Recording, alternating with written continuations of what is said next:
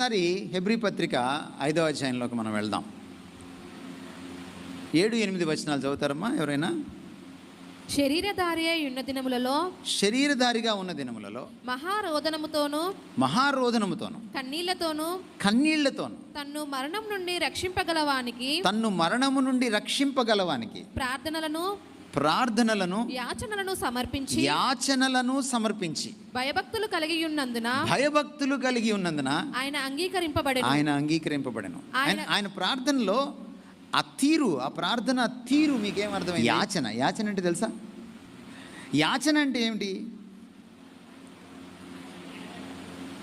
అడగడం కాదమ్మా, అడుక్కోవడం.